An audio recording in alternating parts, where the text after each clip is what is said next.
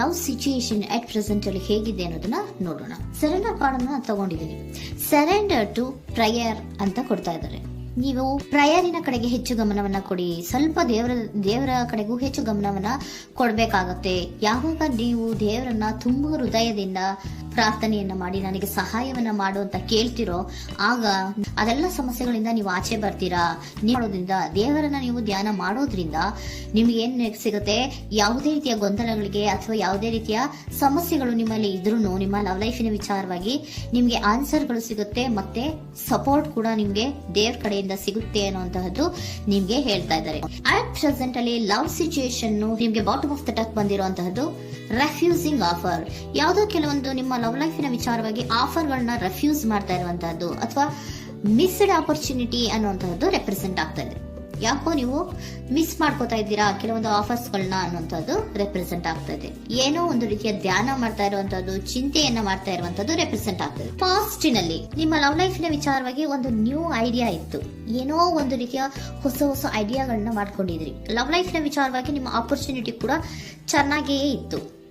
ಆದ್ರೆ ನಿಮ್ಮ ಲವ್ ಲೈಫಿನ ವಿಚಾರದಲ್ಲಿ ಕಿಂಗ್ ಆಫ್ ಸೋರ್ಟ್ಸ್, ನೀವೇನನ್ನ ನಿಮ್ಮ ಲವ್ ಲೈಫಿನ ವಿಚಾರವಾಗಿ ಏನನ್ನ ಎಕ್ಸ್ಪೆಕ್ಟ್ ಮಾಡಿದೀರಾ ಪಾಸ್ಟಿನಲ್ಲಿ ಅಂದ್ರೆ, ಲವ್ ಲೈಫಿನಲ್ಲಿ ಒಂದು ಕ್ಲಿಯರ್ ಇರಬೇಕು, ಕ್ಲಾರಿಟಿ ಇರಬೇಕು, ಮತ್ತೆ ಯಾವುದೇ ವಿಚಾರ ಕೂಡ ನಿಮ್ಮ ಲವ್ ಲೈಫಿನ ವಿಚಾರದಲ್ಲಿ ಮುಚ್ಚು ಮರೆ ಅನ್ನೋದು ಇರಬಾರ್ದು. ಸ್ಪಷ್ಟವಾಗಿರ್ಬೇಕು, ಸ್ಪಷ್ಟವಾಗಿ ಹೇಳ್ಬೇಕು, ಏನ್ ಹೇಳ್ಬೇಕೋ ಅದು ಸ್ಪಷ್ಟವಾಗಿ ಹೇಳ್ಬೇಕು ಅನ್ನುವಂತಹದ್ದು ಎಕ್ಸ್ಪೆಕ್ಟ್ ಮಾಡುವಂತಹದ್ದು ಪ್ರೀತಿಯ ವಿಚಾರದಲ್ಲಿ. ಮತ್ತೆ ಕ್ಲಿಯರ್ ಆಗಿರ್ಬೇಕು. ಏನು ಅಂದ್ರೆ ನಿಮ್ಮ ಲವ್ ಲೈಫಿನಲ್ಲಿ ಒಂದು ಸ್ಟ್ರಾಂಗ್ ಆಗಿರ್ಬೇಕು, ಸ್ಟ್ರಾಂಗ್ ಬಾಂಡೇಜ್ ಇರಬೇಕು, ಮತ್ತೆ ಯಾವುದೇ ರೀತಿಯ ಚೈಲ್ಡಿಶ್ ಬಿಹೇವಿಯರ್ ಅನ್ನ ಮಾಡಬಾರ್ದು ಅನ್ನೋದು ಪಾಸ್ಟಿನಲ್ಲಿ ನೀವು ಎಕ್ಸ್ಪೆಕ್ಟ್ ಮಾಡಿರೋಂಥದ್ದು ರೆಪ್ರೆಸೆಂಟ್ ಆಗ್ತಾ ಇದೆ. ನೀವು ಅದೆಲ್ಲ ಎಕ್ಸ್ಪೆಕ್ಟ್ ಮಾಡಿದಾಗ ಯಾವಾಗ ನಿಮ್ಗೆ ಅದು ಸರಿ ಹೋಗಲ್ಲ ಅನಿಸ್ತೋ ಆಗ ನೀವು ಪ್ರೀತಿಯಿಂದ ಮುಂದೆ ಬಂದಿರುವಂತಹದ್ದು ಬಿಟ್ಟು ಮುಂದೆ ಬಂದಿರುವಂತಹದ್ದು ರೆಪ್ರೆಸೆಂಟ್ ಆಗ್ತದೆ. ಮೋಸ್ಟ್ ಪ್ರಾಬಬಲಿ ನಿಮ್ಮ ಕೆಲವೊಬ್ಬರಿಗೆ ಈಗ ಆಲ್ರೆಡಿ ಕೆಲವೊಂದು ರೀತಿಯ ಬ್ರೇಕಪ್ ಗಳು ಆಗಿರಬಹುದು, ಕಮ್ಯುನಿಕೇಶನ್ ಇಲ್ಲದೆ ಇರುವಂತಹದ್ದು ರೆಪ್ರೆಸೆಂಟ್ ಆಗ್ತಾ ಇದೆ. ಮೋಸ್ಟ್ ಪ್ರಾಬಬಲಿ ನೀವು ಇವಾಗ ಇಬ್ರು ಕೂಡ ನೀವು ಮಾತಾಡದೇ ಇರುವಂತಹದ್ದು ರೆಪ್ರೆಸೆಂಟ್ ಆಗ್ತಾ ಇದೆ. ಸೊ ಯಾವುದೇ ರೀತಿಯ ಕಾಂಟ್ಯಾಕ್ಟ್ ಅಲ್ಲಿ ಇಲ್ಲದೆ ಇರುವಂತಹದ್ದು ರೆಪ್ರೆಸೆಂಟ್ ಆಗ್ತಾ ಇದೆ. ನೋಡಿ, ಮುಂದೆ ಮುಂದೆ ಬರ್ತಾ ಇರುವಂತಹದ್ದು ರೆಪ್ರೆಸೆಂಟ್ ಆಗ್ತಾ ಇದೆ. ಯಾಕೋ ತುಂಬಾ ಬೇಜಾರಲ್ಲಿ ಇರುವಂತಹದ್ದು. ಪಾಸ್ಟಿನಲ್ಲಿ ಕೂಡ ನೀವು ಲವ್ ಲೈಫಿನ ವಿಚಾರವಾಗಿ ಕೆಲವೊಬ್ರು ಬೇಜಾರಲ್ಲಿ ಇರುವಂತಹದ್ದು ರೆಪ್ರೆಸೆಂಟ್ ಆಗ್ತಾ ಇದೆ. ಯಾಕೋ ಕ್ಲಾರಿಟಿ ಇಲ್ಲ, ಕ್ಲಿಯರ್ ಆಗಿರ್ಬೇಕು, ಸ್ಪಷ್ಟವಾಗಿರ್ಬೇಕು, ಏನ್ ಮಾತಾಡಿದ್ರು ಅದರಲ್ಲಿ ಯಾವುದೇ ರೀತಿಯ ಮುಚ್ಚುಮರೆ ಇರಬಾರ್ದು ಅನ್ನೋದು ನೀವು ಎಕ್ಸ್ಪೆಕ್ಟ್ ಮಾಡುವಂತಹದ್ದು.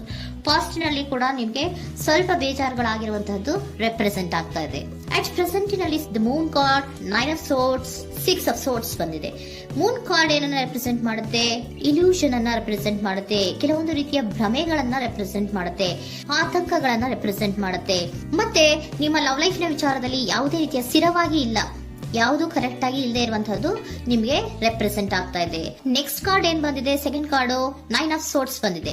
ಇದರಲ್ಲೂ ಕೂಡ ನಿಮ್ಗೆ ಆತಂಕ ಇತ್ತು, ಇದರಲ್ಲೂ ಕೂಡ ಆತಂಕ ಇದೆ, ಭಯ ಇದೆ, ಕರೆಕ್ಟ್ ಆಗಿ ನೀವು ನಿದ್ರೆ ಮಾಡ್ತಾ ಇಲ್ಲ, ಯೋಚನೆ ಮಾಡ್ತಾ ಇರುವಂತಹದ್ದು ಈ ಎರಡೂ ಕಾರ್ಡ್ಗಳಲ್ಲೂ ರೆಪ್ರೆಸೆಂಟ್ ಆಗ್ತದೆ. ಇದರಲ್ಲೂ ಆತಂಕಗಳಿದೆ, ಇದರಲ್ಲೂ ಆತಂಕ. ಅಟ್ ಪ್ರೆಸೆಂಟಿನಲ್ಲಿ ಕೆಲವೊಂದು ರೀತಿಯ ವಿಚಾರಗಳಲ್ಲಿ ಭಯವನ್ನ ಪಡ್ತಾ ಇರುವಂತಹದ್ದು ರೆಪ್ರೆಸೆಂಟ್ ಆಗ್ತಾ ಇದೆ. 6 of swords, 6 of swords ಕೂಡ ಏನಾಗ್ತಾ ಇದೆ? ಮೂವಿಂಗ್ ಆನ್, ಮುಂದೆ ಹೋಗ್ತಾ ಇರುವಂತಹದ್ದು, ಬೇಜಾರಿಂದ ನೀವು ಮುಂದೆ ಮುಂದೆ ಹೋಗ್ತಾ ಇರುವಂತಹದ್ದು ರೆಪ್ರೆಸೆಂಟ್ ಆಗ್ತಾ ಇದೆ. ಅಟ್ ಪ್ರೆಸೆಂಟಿನಲ್ಲಿ ಯಾವುದೇ ರೀತಿಯ ಸಮಾಧಾನದಿಂದ ಇದ್ದಿರುವಂತಹದ್ದು ಈ ರೀಡಿಂಗ್ ಗಳಲ್ಲಿ ಕಾಣಿಸ್ತಾ ಇಲ್ಲ. ಓಕೆನಾ? ಟೇಕ್ ಇಟ್ ರೆಸೋನೇಟ್, ನಿಮ್ಗೆ ರೆಸೋನೇಟ್ ಆದ್ರೆ ಮಾತ್ರ ತಗೊಳ್ಳಿ. ನೆಕ್ಸ್ಟ್ ಕಾರ್ಡ್ ಇಮಿಡಿಯೇಟ್ ಫ್ಯೂಚರ್ ನ ಬಗ್ಗೆ ನೋಡೋದಾದ್ರೆ ನೈಟ್ ಆಫ್ ಸೋರ್ಟ್ಸ್ ಬಂದಿದೆ. ಅಂದ್ರೆ ಈ ಕೆಲವು ಬೇಜಾರುಗಳಿಂದ ಏನ್ ಈ ಮೂವ್ ಆನ್ ಆಗ್ತಾ ಇದ್ದೀರಲ್ವಾ, ಕೆಲವೊಂದು ವಿಚಾರಗಳನ್ನ ಕ್ವಿಕ್ ಥಿಂಕಿಂಗ್ ಅನ್ನ ಮಾಡಿ ನೀವು ಮುಂದೆ ಬರುವಂತಹದ್ದು, ಕೆಲವೊಂದು ಆಕ್ಷನ್ಸ್ ಗಳನ್ನ ತಗೊಳ್ಳುವಂತಹದ್ದು ರೆಪ್ರೆಸೆಂಟ್ ಆಗ್ತಾ ಇದೆ. ನಿಮ್ಮ ಲವ್ ಲೈಫಿನ ವಿಚಾರವಾಗಿ ಕ್ವಿಕ್ ಥಿಂಕಿಂಗ್ ಅನ್ನ ಮಾಡಿ ಏನ್ ಮಾಡ್ಬೇಕು, ಹೇಗ್ ಮಾಡ್ಬೇಕು ಅಂತ ಕ್ವಿಕ್ ಥಿಂಕ್ ಅನ್ನ ಮಾಡಿ ನೀವು ಮುಂದೆ ಬರುವಂತಹದ್ದು, ಮತ್ತೆ ಕೆಲವೊಂದು ರೀತಿಯ ಆಕ್ಷನ್ ಗಳನ್ನ ತಗೋತಾ ಇರುವಂತಹದ್ದು ರೆಪ್ರೆಸೆಂಟ್ ಆಗ್ತಾ ಇದೆ. ಕ್ವೀನ್ ಆಫ್ ಕಪ್ ಏನನ್ನ ರೆಪ್ರೆಸೆಂಟ್ ಮಾಡುತ್ತೆ? ಬಹಳ ಕೇರಿಂಗ್ ಅನ್ನ ರೆಪ್ರೆಸೆಂಟ್ ಮಾಡುತ್ತೆ. ಏನಿರ್ಬೇಕು ಲವ್ ಲೈಫಿನ ವಿಚಾರದಲ್ಲಿ? ನೋಡಿ, ನೀವು ನೋಡ್ತಾ ಇರೋದು ಹೇಗ್ ನೋಡ್ತಾ ಇದ್ದೀರಾ? ನಿಮ್ಮ ಲವ್ ಲೈಫಿನ ವಿಚಾರದಲ್ಲಿ ಏನಿರ್ಬೇಕು ಅಂತ ಎಕ್ಸ್ಪೆಕ್ಟ್ ಮಾಡ್ತೀರಾ? ಸ್ವಲ್ಪ ಸ್ಟೇಬಲ್ ಆಗಿರ್ಬೇಕು, ಬಹಳ ಕೇರಿಂಗ್ ಇರ್ಬೇಕು, ಎಮೋಷನಲ್ ಇರ್ಬೇಕು, ಅದರಲ್ಲಿ ಅನ್ನುವಂಥದ್ದು ನೀವು ಎಕ್ಸ್ಪೆಕ್ಟ್ ಮಾಡುವಂಥದ್ದು. ಈ ನಿಯರ್ ಫ್ಯೂಚರ್ ನಲ್ಲಿ ನೀವು ಆ ರೀತಿ ಎಕ್ಸ್ಪೆಕ್ಟ್ ಮಾಡುವಂಥದ್ದು. ನೆಕ್ಸ್ಟ್ ಕಾರ್ಡ್ ಬಂದಿರುವಂತದ್ದು ಏರೋಫೆಂಟ್ ಕಾರ್ಡ್ ಬಂದಿದೆ. ಏರೋಫೆಂಟ್ ಕಾರ್ಡ್ ಏನನ್ನ ರೆಪ್ರೆಸೆಂಟ್ ಮಾಡುತ್ತೆ?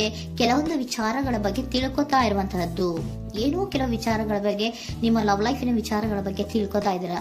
ಏನಾಗಿದೆ, ಹೇಗಾಗಿದೆ, ಸ್ವಲ್ಪ ಆಕ್ಷನ್ಸ್ ಅನ್ನ ತಗೋಬೇಕು ಅಂದ್ರೆ ನಾನು ಸ್ವಲ್ಪ ಕೇರ್ ಅನ್ನ ಮಾಡಬೇಕು, ಸ್ಟೇಬಲ್ ಆಗಿರ್ಬೇಕು ಅಂದ್ರೆ ಸ್ವಲ್ಪ ನಾನು ಕೇರ್ ಅನ್ನ ಮಾಡಬೇಕು, ಆಕ್ಷನ್ ಅನ್ನ ತಗೋಬೇಕು ಅನ್ನುವಂತಹ ನಿರ್ಧಾರಗಳನ್ನ ನೀವು ಮಾಡ್ತಾ ಇರುವಂತದ್ದು ರೆಪ್ರೆಸೆಂಟ್ ಆಗ್ತಾ ಇದೆ. ಹಾಗಿದ್ರೆ ಏಂಜಲ್ ಗೈಡೆನ್ಸ್ ಏನ್ ಕೊಡ್ತಾರೆ? Are you ready? ನೀನು ರೆಡಿಯಾಗಿದ್ದೀರಾ ನೀವು ಅಂತ ಕೇಳ್ತಾ ಇದ್ದಾರೆ ಏಂಜಲ್ಸ್ ಗಳು. ಅಂದ್ರೆ ಏನು? ನೀನ್ ಇಲ್ಲೇ ಕುತ್ಕೊಂಡು ಅಳ್ಕೊಂಡು ಬೇಜಾರು ಮಾಡ್ಕೊಂಡು ಕುತ್ಕೊಳ್ಳೋದು ಬೇಡ. ಸ್ವಲ್ಪ ನೀನು ಮುಂದೆ ಮೂವ್ ಆಗು. ಅಲ್ಲಿರೋದ್ರಿಂದ ಏನು ಪ್ರಯೋಜನ ಇಲ್ಲ. Are you ready? ನೀವು ರೆಡಿ ಆಗಿದ್ದೀರಾ? With in the next few weeks, ಕೆಲವೊಂದು ವೀಕ್ಗಳಲ್ಲಿ, ಕೆಲವೊಂದು ವಾರಗಳಲ್ಲಿ ನೀವು ಏನಾಗ್ತೀರಾ? ಅಬಂಡೆನ್ಸ್, ಸಾಮರಸ್ಯ ಅನ್ನೋದು ಇರುತ್ತೆ. ಇಂಪ್ರೂವಿಂಗ್ ಹೆಲ್ತ್ ಅಂದ್ರೆ ಏನು? ನೀವು ಯೋಚನೆ ಮಾಡಿ ಮಾಡಿ ಮಾಡಿ ಏನ್ ನೀವು ಈ ಆರೋಗ್ಯವನ್ನ ಹಾಳು ಮಾಡ್ಕೊಂತ ಇದ್ದೀರಾ. ಸೊ ಇಂಪ್ರೂವಿಂಗ್ ಹೆಲ್ತಿನ ಕಡೆಗೆ ಗಮನವನ್ನ ಕೊಡಿ. ಆತಂಕವನ್ನ ಮಾಡ್ಕೊಂಡು ಭಯವನ್ನ ಪಡ್ಕೊಂಡು ಮುಂದೆ ಹೋಗ್ಬೇಕಲ್ಲ ಅಂತ ನೀವು ದಿನ ದಿನ ಹೆಂಗೆ ಕಾಲವನ್ನ ಮುಂದೆ ಹಾಕ್ತಾ ಇದ್ರೋ ಅದಕ್ಕೆ ಏನ್ ಹೇಳ್ತಾ ಇದ್ದಾರೆ? Are you ready? ಮುಂದೆ ಬರೋದಕ್ಕೆ ನೀನ್ ರೆಡಿ ಆಗು. ನೀವ್ ಅಲ್ಲೇ ಕೂತಿರೋದ್ರಿಂದ ಯಾವುದೇ ರೀತಿಯ ಪ್ರಯೋಜನ ಇಲ್ಲ. ಸ್ವಲ್ಪ ನಿಮ್ಮ ಹೆಲ್ತಿನ ಕಡೆಗೆ ಗಮನವನ್ನ ಕೊಡಿ. ಸಮೃದ್ಧಿ ಅನ್ನೋದು ಬಂದೇ ಬರುತ್ತೆ, ಸಾಮರಸ್ಯ ಅನ್ನೋದು ಇದ್ದೇ ಇರುತ್ತೆ ಅನ್ನೋದು ಹೇಳ್ತಾ ಇದ್ದಾರೆ.